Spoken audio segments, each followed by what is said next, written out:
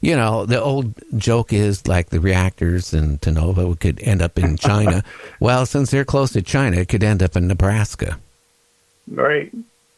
I don't know. It's something. It really is. But there you go. It just goes to show you that when man and scientists and all them got this nuke thing together, they were not prepared for these meltdowns. They knew what would happen during a meltdown. They knew what the possibilities were, but there was no,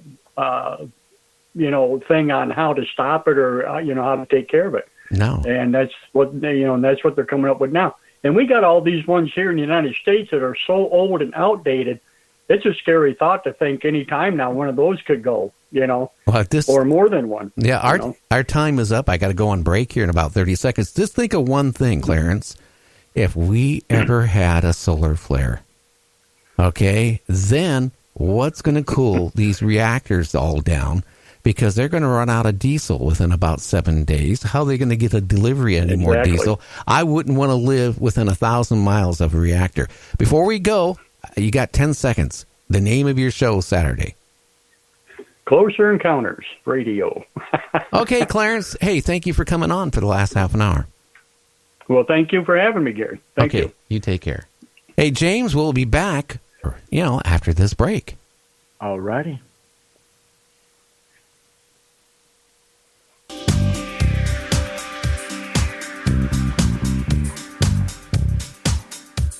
You thirst for some significance of the both dimensional kind.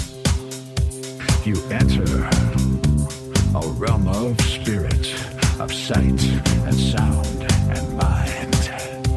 Your radio is a cosmic doorway and your psyche begins to spark. When you tune in to Gary and the Sun and Night Dreams After Dark.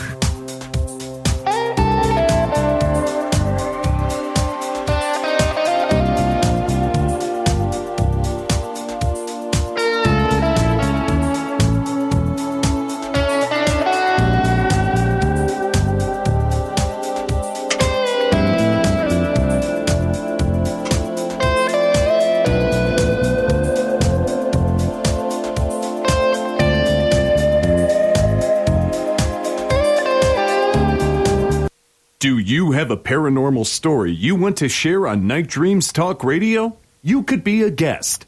Email us at nightdreamstalkradio@gmail.com. If you would like to hear Night Dreams Talk Radio on your local radio station, let them know. Tell them to check out www.nightdreamstalkradio.com, and thank you. You're listening to Night Dreams Talk Radio After Dark with our host, Gary Anderson. That is me. Well, I'll tell you what, we had a nice little round table. James, are you still with us? Yes, I am still here. Looking forward to the show. Okay, well, so am I. Let's get the guest on here and just get the party going. So let's get that going. I got the phone ringing. Let's see what happens here.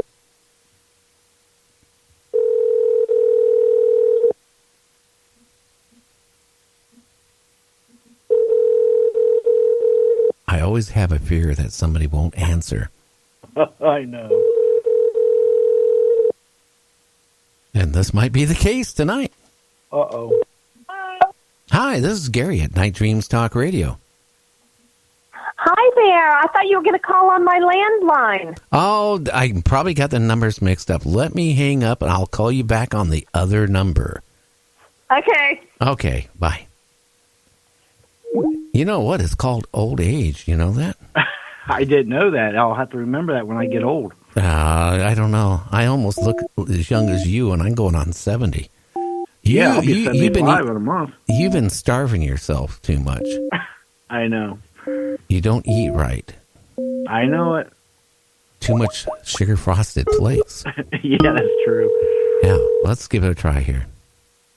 Hello? Hello, this is Tina from Tina's Massage Parlor. No, this is Gary at Night Dreams Talk Radio. How you doing tonight? Hi, how are you doing? I am doing good. How about yourself? Very good. Very good, thank you. Okay, you want to tell the listeners who you are and what you do.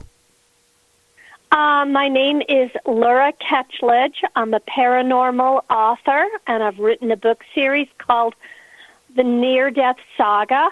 It's a paranormal romance wrapped in a murder mystery with characters who've had near-death experiences and returned with psychic abilities. But the whole key to my being an author is that I drew a lot of inspiration from my own near-death experience when I had the accident at 19. Okay, now that's what we want to touch first before we will promote your book, trust me. But you were 19 years old. What happened to you, Lori? Oh, gosh. I used to live outside of Washington, D.C., and one day I decided to rent a horse and go for a ride, and I got a horse that was pretty rambunctious, but I had a big enough ego at 19 that I thought I could handle the horse. And here I was, a skinny 115-pound woman, great big animal. And it was a beautiful day in Centerville, Virginia, and when I say the horse took off with me, it started to race these other two horses that were running alongside. I lost control of the horse, and the horse stumbled, and I went flying face first into a ditch.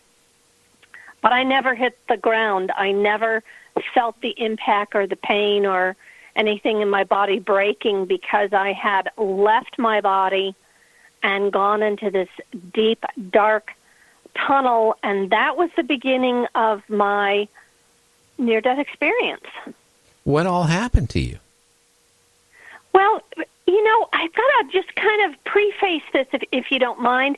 This is 1979. This is before the Internet. This is before books about near-death experience or celebrities coming forward, or things like that.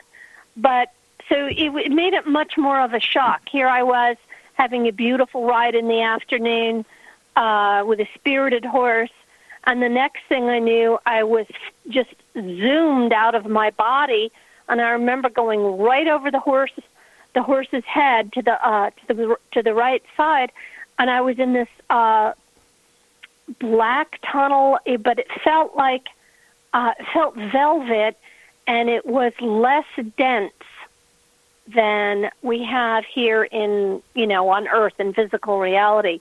It had its own texture. So I was zooming through this tunnel, and the shock of it was like 1 minute I'm in the middle of Virginia and someone's throwing me in the Pacific Ocean. That's how shocking it was. So my grandfather, who had died when I was 12, who was I absolutely adored. He was my guide. A lot of things were shown to me, a lot of epiphanies and realizations. And here I was, a 19-year-old kid. I hadn't messed up my life, had to go through a terrible recounting. I never robbed a bank or did anything. But all the little things that I could have done that I didn't do were brought up. And it was quite emotional, and it was quite painful. But the most beautiful thing that I found was I didn't have a religious epiphany.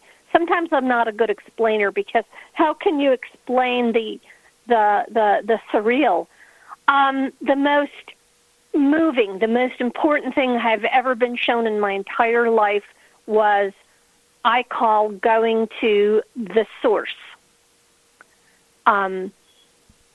I don't know if it's your final destination, but it was the most moving part.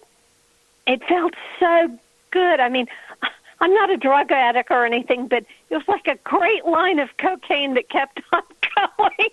Probably. I got to ask you a question here. Okay, so when you went through this tunnel, now yes. I don't know if you know who John Lear is, but he's really famous in the paranormal. He was with the CIA. He's famous about UFOs and abductions and stuff like that. Hmm. He used to tell to my friend who used to do a radio show, Art, he said, when you have a near-death experience or when you die, you don't want to go to the light because that is a trick. You want to go to where it's dark, and then it gets into the light.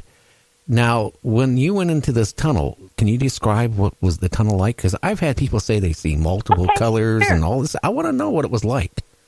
Okay.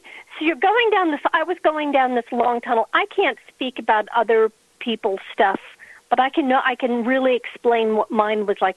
You're going into this tunnel, and it's not a vast place. It's sort of at the very end. It's like you break through a membrane and go into a less dense reality. Every layer or every ring around the earth is less dense and more thought responsive. There's it was kind of like a natural progression, like you really are going through layers of reality.